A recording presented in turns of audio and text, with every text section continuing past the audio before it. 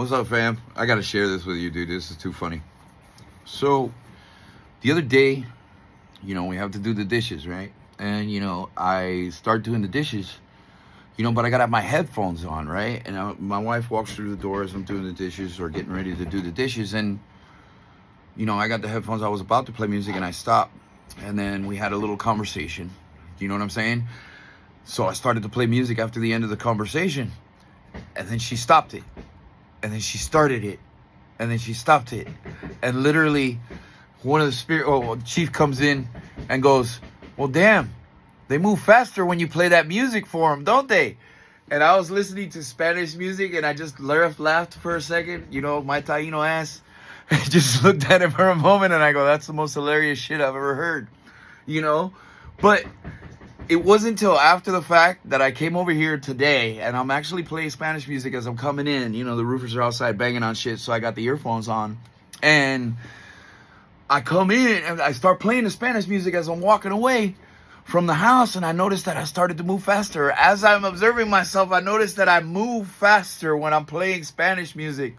And it brought me to understand rhythm, and the many aspects of rhythm, sound, frequency, vibration, and harmony. You know what I'm saying? And it's the power of sound and the power of music and the power of energy itself, the movement of energy through sound and frequency and vibration, that we have all these feel good. Our DNA expands when we listen to feel good music or we're feeling a certain type of way because it's more receptive to energy and sound and frequency and vibration that is more harmonious and has a rhythm than distortion, chaos, anxiety, panic, fear, a lot of the things of the signs of instability that come up inside of us simply because of the fact that we are out of alignment with the harmonious rhythm of our natural existence. You know what I'm saying? The universe, source, creator, whichever way you want to say that.